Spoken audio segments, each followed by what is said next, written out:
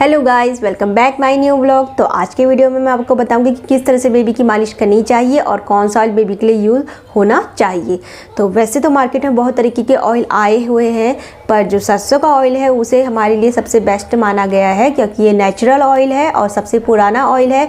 और जो हमारे दादी नानी थे वो भी इसी ऑयल को यूज़ कराते थे। तो मैं भी यहाँ पे अपने बेटे के लिए इसी ऑयल को यूज़ करती आ रही हूँ। मेरा बेटा भी 4 ईयर कंप्लीट होने वाले हैं। तो जब मेरे बेटे का फर्स्ट बर्थडे था तब ये चलना सीख गया था, क्योंकि मैं सरसों ऑयल ही यूज़ करती हूँ। पर सरसों ऑयल को बनाने का एक तरीका होना चाहिए जिससे बच्चों की जो हड्डियाँ हैं वो अच्छे से मजबूत हो। तो यहाँ पे मैं किस तरह से सरसों ऑयल को बनाती हूँ वो चलिए वो आपको दिखाती हूँ, तो ब्लॉग पे बनिए रहिए। तो यहाँ पे मैंने सरसों ऑयल गर्म होने के लिए रख दिया है। जब ये अच्छे से गर्म हो जाएगा उसके बाद मैं यहाँ पे जो लहसुन की फलियाँ हैं इनको डाल दूँगी, और साथ में जो मेथी के दाने हैं इनको डाल लूँगी। इसमें मैं डाल लूँगी मेथी के दाने ऑयल पे, और साथ में डाल लूँगी मैं यहाँ पे लहसुन की फलियाँ। ऑयल को तब तक पकाइएगा जब तक हमारी लहसुन की फलियाँ अच्छे से काली ना हो जाए और जो मेथी के दाने हैं वो भी अच्छे से काले हो जाएं। आप चाहे तो मेथी के बदले अजवाइन भी डाल सकते हैं, क्योंकि वो भी बहुत गर्म रहता है। तो मेरा यहाँ पे ऑयल अच्छे से ठंडा हो गया है। अब मैं इसको छन्नी से एक बाउल पे निकाल लूँगी।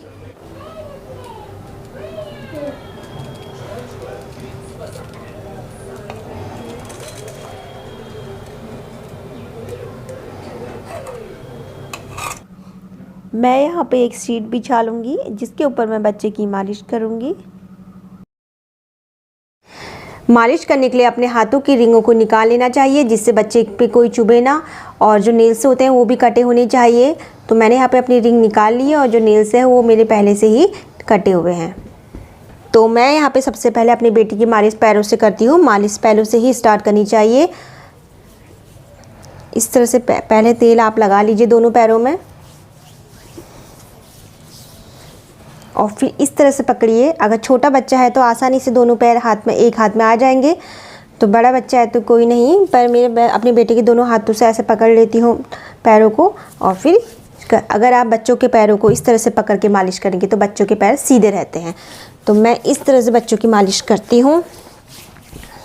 अगर आपका बच्चा 2-3 महीने का है या साल भर का है तो आप उसके हल्के हाथों से मालिश कर सकते हो, वरना बच्चा अगर 2-3 साल का है तो आप तेज हाथों से कर सकते हो मालिश, क्योंकि जितनी तेज़ी से आप मालिश करोगे बच्चे के उतना आपको फ़ायदा मिलेगा।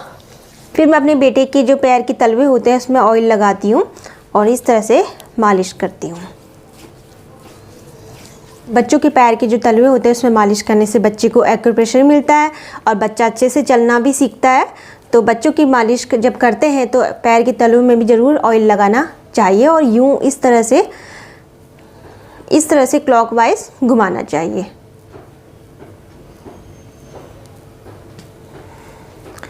और फिंगर्स के बीच में भी ऑयल की मसाज हल्की सी कर लेनी चाहिए। बेटी की मालिश पैर की साइड से इस तरह से भी करती हूँ। इस तरह से आप बच्चे की एक्सरसाइज भी हो जाती है और बच्चों के पैर स्ट्रेट भी रहते हैं। तो इस तरह से मालिश करनी चाहिए। छोटे बच्चों की ख़ास तौर पे यहाँ पे गांठें होती है। जो छोटे बच्चे होते हैं कुछ महीनों के या साल भर के, तो उनकी गांठें यहाँ पे अच्छे से अगर आप यहाँ पे मालिश करेंगी तो यहाँ पर से गांठें अच्छे से निकल जाती है, जिससे बच्चे की ग्रोथ होती है। जब मैं पैरों की मसाज कर लेती हूँ उसके बाद मैं यहाँ पे चेस्ट पे ऑयल लगाती हूँ, और यहाँ पे हल्के हाथों से मसाज करनी चाहिए और हार्ट शेप पे इस तरह से मसाज करनी चाहिए।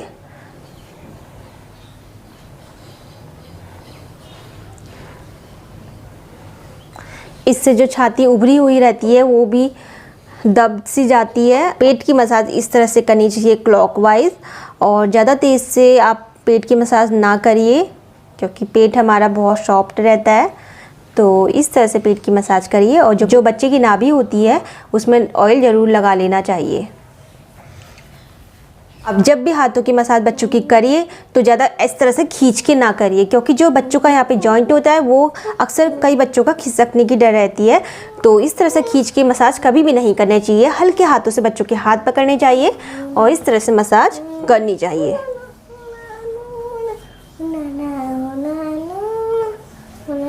बेबी की फेस की मसाज करिए तो यहाँ पे जो नोज़ रहती है उसको इस तरह से मसाज करना चाहिए। नीचे की साइड को इस तरह से लाना चाहिए, इस तरह से। इससे जो बेबी की नोज़ रहती है वो अच्छे शेप में आ जाती है। और अपर लिप्स में भी कर लेना चाहिए, क्योंकि जो बच्चे का अपर लिप्स रहता है वो उभरा हुआ जिन बच्चों का रहता है वो दब सा जाता है। बेबी की फोरहेड पे भी अच्छे से मालिश कर लेनी चाहिए, क्योंकि किसी किसी बच्चों का फोरहेड बहुत उठा सा रहता है। अगर इस तरह से मालिश आप करेंगे तो बच्चों का फोरहेड अपने शेप में आ जाएगा।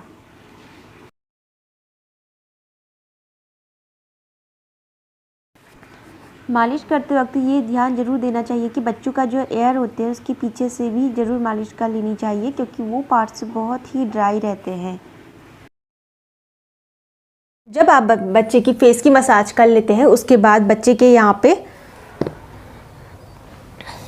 ऑयल अच्छे से लगा लेना चाहिए, क्योंकि यहाँ पे बच्चे का बहुत ही सॉफ्ट रहता है। तो यहाँ पे आप जब भी ऑयल की मसाज करें तो बच्चे के यहाँ पे ज़रूर तेल लगाना चाहिए। अब मैं यहाँ पे अपने बेटे की बैक साइड पे मसाज करूँगी।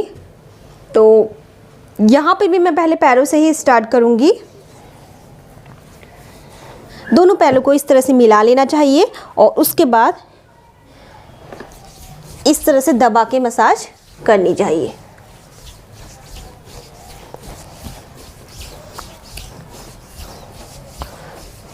तो इस तरह से बच्चों के पैर भी सीधे होते हैं और आपको भी आराम मिलेगा इस तरह से मसाज करने में। यहाँ पे जो बच्चे का अंदर को राउंड गोल सा रहता है तो वो रहना चाहिए बच्चे का, इसलिए अगर जिन बच्चों का नहीं रहता है तो आप यहाँ पे इस तरह से मसाज करेंगे तो बच्चों का पैर का राउंड इस शेप में आ जाएगा। कि बच्चे के आप बैक साइड पे भी ऑयल लगा लेंगे और यहाँ पे भी ऐसे हार्ट शेप में मसाज करेंगे।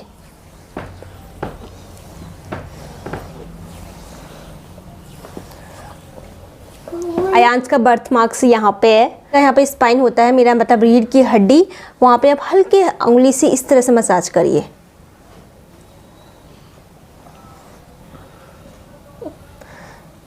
इससे बच्चे को बहुत ही रिलैक्स मिलता है।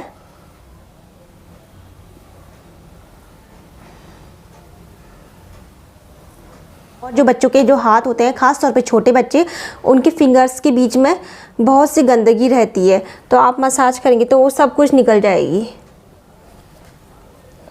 एक मसाज आप इस तरह से कर सकते हैं, जो बच्चे की नेक है, नेक से हाथ लेते हुए, शोल्डर से लेते हुए सीधे नीचे को लेके आइए।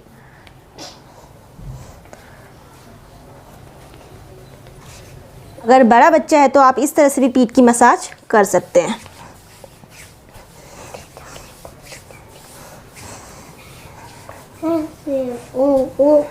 अगर आपका बच्चा छोटा है, 2 से 3 महीने का या साल भर का, तो आप इस तरह से पैर में लेटा के उसकी मालिश कर सकते हैं। अगर आपका बच्चा बड़ा है तो आप सीट बिछाकर उसमें बच्चे को लेटा के मालिश कर सकते हैं। तो मेरा बच्चा यहाँ पे बड़ा है तो मैंने यहाँ पे शीट बिछा रखी है और उसके ऊपर लेटा के इसकी मालिश मैं कर रही हूँ। आई होप कि ये वीडियो आपके लिए ज़रूर हेल्पफुल होगी। वीडियो कैसी लगी कमेंट करके ज़रूर बताइएगा। अगर पसंद आई हो तो एक लाइक ज़रूर कर दीजिएगा और चैनल पर नए हो तो सब्सक्राइब जरूर कर दीजिएगा। मिलती हूँ नए ब्लॉग के साथ, तब तक के लिए बाय।